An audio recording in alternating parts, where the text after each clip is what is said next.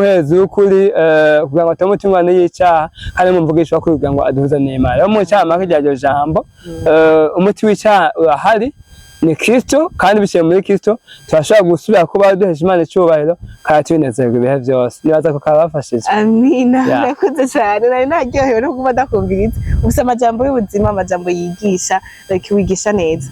Anti kangira since uri umwarimu asigura ijambo. Hari abantu rega like siniko ndaponda abakozi b'Imana ya hari umuntu ashaka kuja kwigisha ugasanga siyo mpano yiwe ugasanga ntasigura neza. Sikuvuga kudasigura neza ngo asigura nabi. Ntiyumvisha abantu. Ahubwo bavuga ubutumwa bw'ubufu. Hariho ubutumwa bwiza n'ubutumwa bw'ubufu. Bw'ubufu bumeze gute? Ni ukuvuga ubutumwa bwiza bwerekeye Imana n'umwana wayo mu bushobozi bwa Mpwemu Yera. Aho ubutumwa bw'ubufu bubwira abantu ko bazoronka amaviza, ko bigira bigenda neza, ko bazovyibuha bagatagata. Ubutumwa bwose butuma umuntu aba centre kuri we nyene gusumba kuba centre ku Mana. Je ndabweganiza hamwe ijambo ryitwa ubutumwa bwiza bw'ubufu. Urukundo cyane. Agire ko ndabizana muri sase hari abantu batazi gusigura. Gusa yumva yuko ashobora kubiha abandi gusa ntashobora kubisigura neza. Iyo dafaje ndayifise je ndashaka kumva ikintu numva. Nkabura ukunda gisigura gusa je ndacumva muri je gusa sindokunda gisigura umuntu siko. Rero hari n'abakozi b'Imana bameze uko ugasanga arumva ukuntu yobi like arabyumva muri we gusa bikamunanira kubisigurira ubundi gabimushire mu ko abantu bagoye kumva. Je ndavyibaza ko iba ari question yo kwiga hababuze discipline. Imana yarishuye mu ijambo ryayo kandi mu ijambo ryayo yavuze ibi ukeneye kumenya icyo Imana iri uburangamutima bwayo guhora kwayo kudahinduka ibiki uburangamutima bwose bugize Imana buri mu ijambo ryayo. Hamukeneye kumenya icyo yakoze muri Kristo Yesu nashoboye mu ijambo ryayo. Hamukeneye kumenya na Mpwemu Yera twagabiwe ngo dushoboze kuba ubuzima bw'icyaha dukoreye muri Kristo Yesu. Ivyo byose biri mu ijambo ryayo. Rero umuntu yovyuka avuga ngo byose mfise umwamaga ngo wogenda gucunga imbibe z'igihugu. Uwo muntu acamubwira ati ufise indoto nziza mugabo cyari abanze bagufasha. Rero ukuvuga nk'umuntu avyutse akavyuka avuga ngo byose mfise umwamaga wo gukorera Imana. Icyo ndabwira ati genda mu ishure rya Bibiliya ushaka kubiranga by'abandi bateguwe n'Imana imbere bakubanjirije imbere mu byo kwizera bagufasha nyine woyikorera muga ntushobora kuvyuka uco byuko yazana ko ugiye kuyikorera.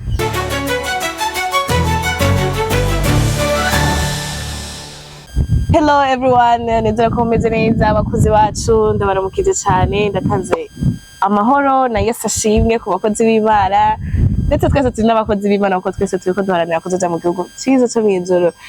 So guys, sinumva abantu hera mu kubashimira tubone ukuntu subscribe iri kiraduga no kuri tubikesha mwebwe atamwebwe nta twebwe no kuri turabakunda cyane aho muri hose mumbe yuko tububaha kandi tubakunda cyane.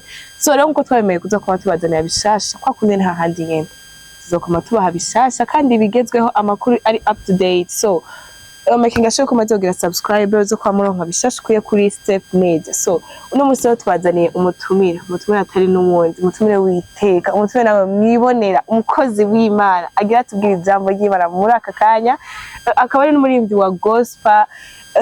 Sinumvuga ko birebire byishaza kuvyivugira ntavugwa mu izina kuko noba ndamurengeye cyane reka we nyene yivuge mu cubahiro twamuhaye cyisi cyane no mu kumwakirana iceze n'iteka abakunze ba Step Media. Reka tumikazira abanza turamutse.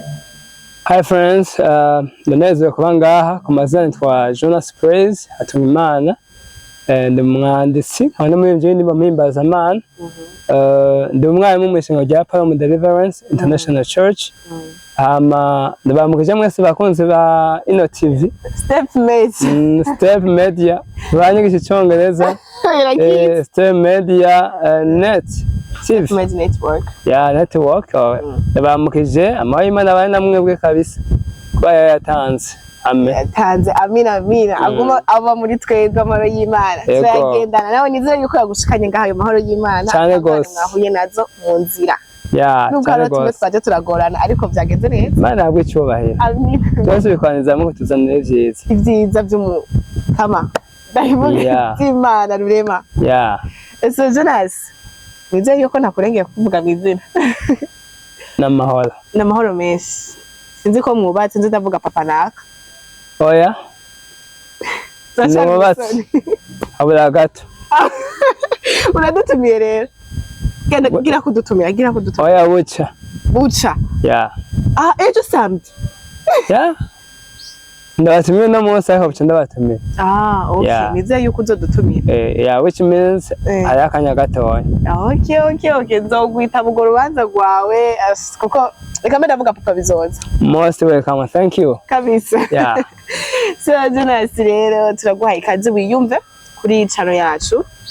Wisange uri mu bakunzi bawe ndetse n'abakunzi biwacu kandi abakunzi bacu nibo banyu. Siko no. Murakoze cyane.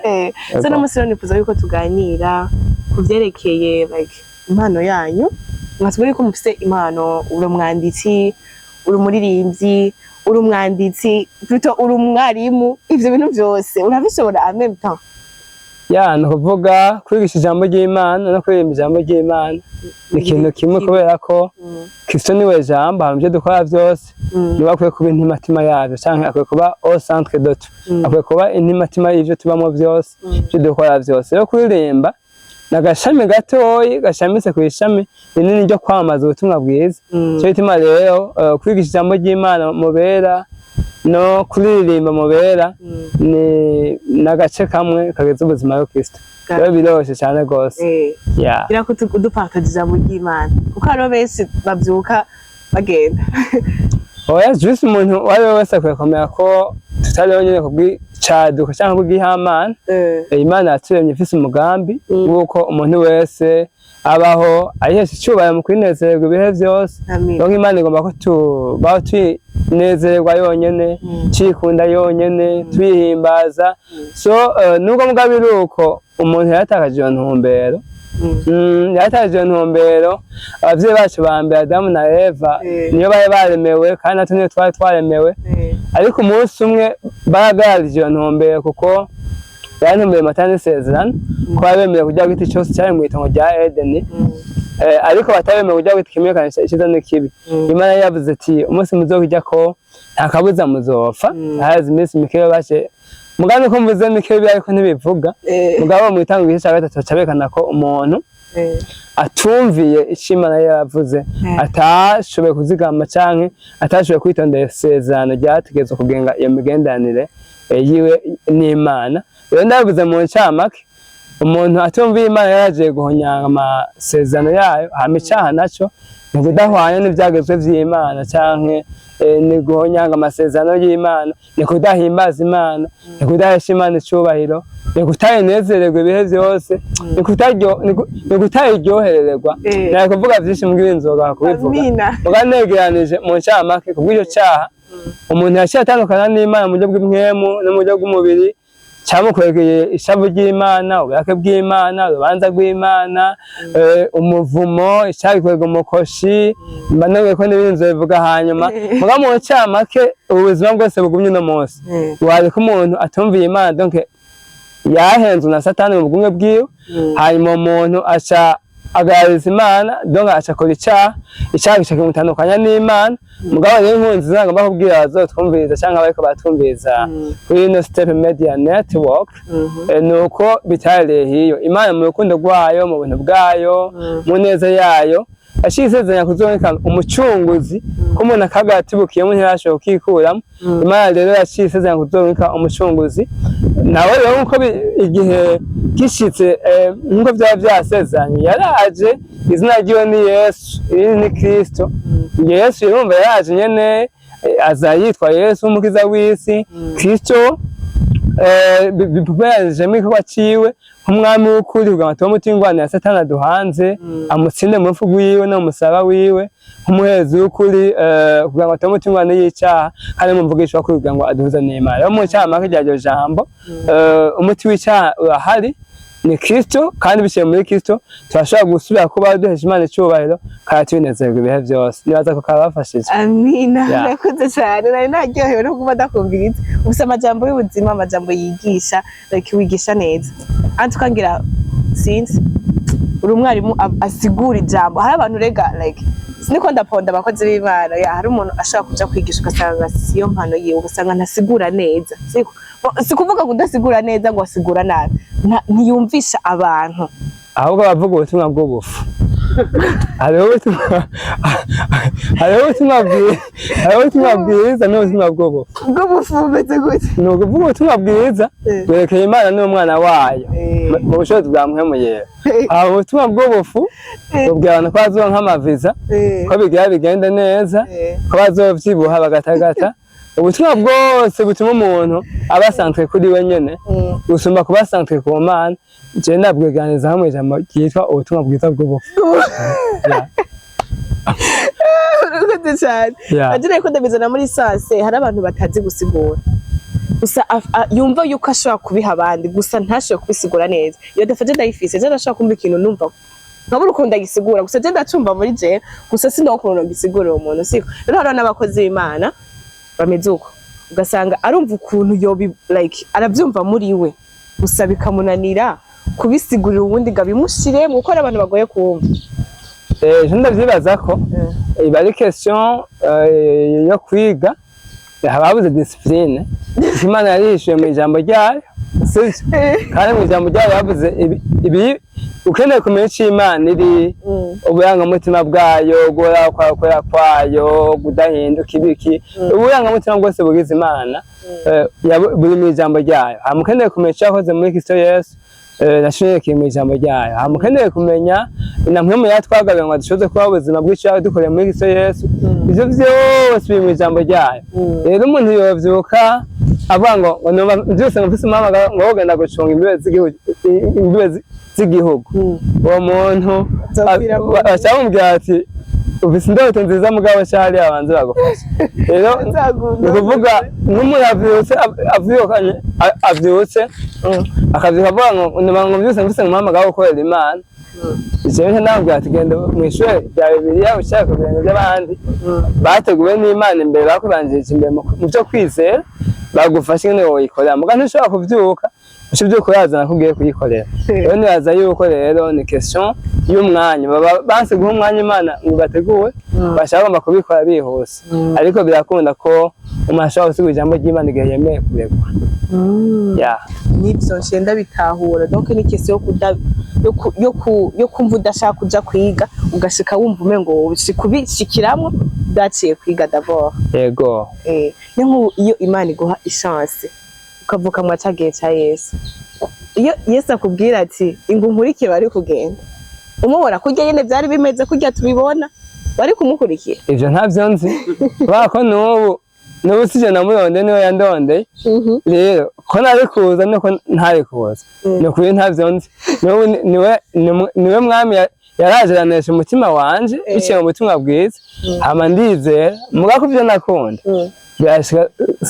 byari gushika sinizera mwako ubutumwa bwawe bushoboze buzanakiza wizeye wese ubutumwa bwawe bwaranesheje ndaza ndashika ku icumu rero yaho ubwo buntu muri ico gihe nari kuvuga ati ndaje Yesu kuri wewe mukizu nyakira mugabo kandi atabumpaye nari kuguma ameze nk'abandi bakino gihe banse kubwumva kandi buvuga kandi buhari baguma bavuga abantu yego so Jonas reka twinjiye mu muhamagaro mu yindi mpano yawe yo kuririmba iyo nayo wayidekuvuye gute ariko wamenye ko ufise nayo mpano gute kera nkiri umwana muto naragenda kurinda umuceri rero nisanga mu myonga ndi jenyene ndiko ndagwana n'inyoni ntizona umuceri naho ndakuye mu timbo tw'abasani twari tugezweho muri iyo myaka nyene ariko ubu ntatonibuka hama kandi nagiye no kuragira inka n'impe naho nyene nari sandiho ndaririmba ariko kandi sinigeze menya ko ico gihe wamuhamagara usanzwe muri jewe kubera ico gihe nafise indoto zo kuzoba patiri muga ntivyakunda sasa maze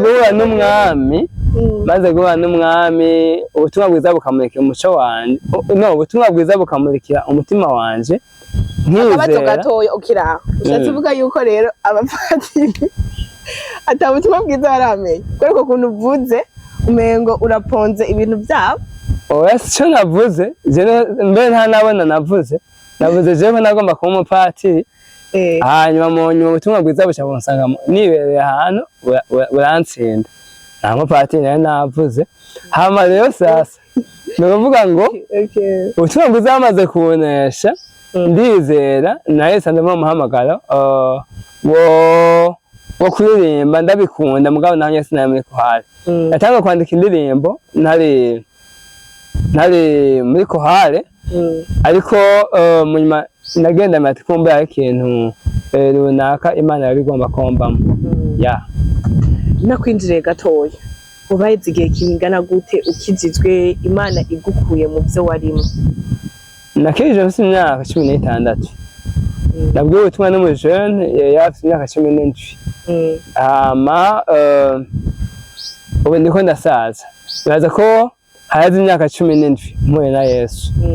Iyo ni experience personnelle, cyo tima ntabwo bya kwifatanya n'ibindi bintu. Yego ko hari ahantu yasanze hamwe njarinde ngo twahuriye ngo niwe uhazi, ahantu yasanze cyo tima mvuga ko umuco wamurikiye. Aho yagukuye ari habi cyane gusoma. Naho ugeze ubu onya byose ubikesha Imana. Yes. Niho waciye umenyera ko ufise iyo mpano yo kuririmba cyane? Cyo nako ndi Congereza.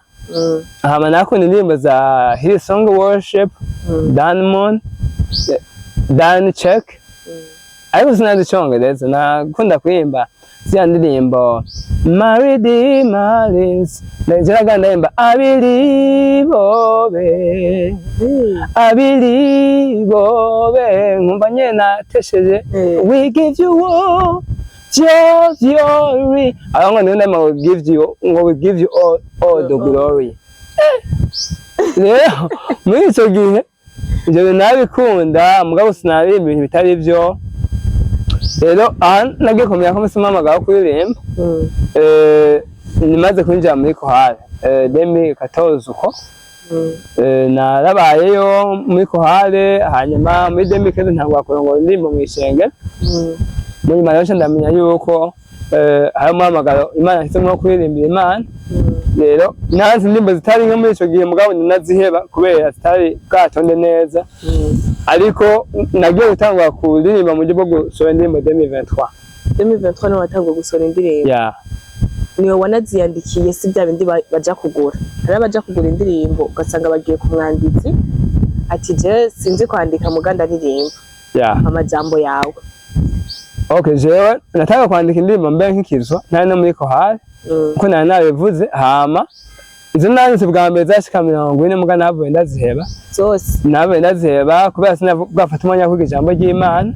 Nandika ibintu bitumbereye, ntaco zari zibaye, nandika mu Congereza, nkandika mu zindi ndimi mugabo nabonye ntoze kwa ngo zishira habona. Mu nyuma rero ndafata umwanya kuja kubenge by'abandi ndiga ijambo ry'Imana mu buryo nyene bw'ibanze. Kuko Imana nta wese naga muri umuntu ahera kandi nawe idahera. Ndiga Imana mu buryo nyinshi baguhamvya, hama rero natangwa kwandika. Indirimbo ndaziyandikira hama kandi nkanazikorera. Ukazikorera basi nkazijana muri studio nkaziririmba. Okay. Donc ugenda muri studio babwira ati jewe nkeneye ino melody. Ndashaka muri style indirimbo. Ndatera piano nkavyandikira personnellement. Ndatera piano cyangwa gitari nkavyandikira. Cega ndabati ni muri style bwije muri gamiyi ifisa amakora ya igenduko. Abasha bamfashe bikwika byose. Usanzwe unabizi cyane ivyo bintu byama bijya bya dole sizira. Ndavuza piano na gitari acoustic. Nicyo gituma donc naho ugenda muri studio ndababwira ati je nkeneye muri no ushire muri do. Yego. Ushire muri ra. Cyangwa ibyo ndabyumva nk'umuziki sinzi iyo bita umutwe. Gusa warabyize hantuka ibyo by'umuziki? Nafashe kana katari kanini ko kwiga ishuri rya muziki mu mezi nk'icenda uko, ariko kubera ko ndabikora ari byinshi kujana ubutumwa ntazitandukanye hanze y'igihugu Imana iduhaye ubuntu. N'ibindi bihwanye byo gufasita aba missionnaire ku interpreta no mu rushengero twatandukanye. Byavuye bimbana byinshi sinabandanije ubwo umuziki wibanze wo gufasha iyo byaparanganye canke kwandika indirimbo canke basi batabandi bamizishe ushobora ukavarenga iyo vid ivyo nashoboye kuvyiga. abyikorera yeah. Turabona yuko mu minsi iheze hariho concert wari wagirishije, eske byagenze gute? Ntibigusaba sponsor nini, like biba bimeze gute? Yeah, concert yari Yesu Kristo Praise Concert yari sankane kuri album y'indirimbo ndiko ndakora yitwa Yesu Kristo. Hama concert muri make yagenze neza, twari dufite abatumye batandukanye, ariko intombe wahanine kwa guhimbaza mutazi Imana, donc yiheshe cyubaye mu gucungura abantu babiciye muri Kristo Yesu. Indirimbo nizo sinanse muri album zivuga Kristo n'igikorwa ciwe. Rero intombe nyamukuru kwari gusangiza abantu indirimbo nanditse zari zimaze gusohoka, zari zitarasohoka, nta buryo byasabye. Uburyo iminsi yose bwaba bukenewe kugira ngo ushobore gukora icyo ukora iminsi yose, cyangwa bikeneye uburyo, ariko kandi Imana, God is a good provider. Yeah. Yamibikora ihari ku mwanya wayo. Yego. Bikora neza. Yeah. So muri concert hari aba bateguye concert, hari gusanga aba bateguye n'abandi baririmbyi baza kubafasha, kuko ndibaza concert muyitegura yose uri wenyene ngo uje kuguma performing uri wenyene, n'abandi baririmbyi bo baratumiye baza kugufasha mu guhimbaza.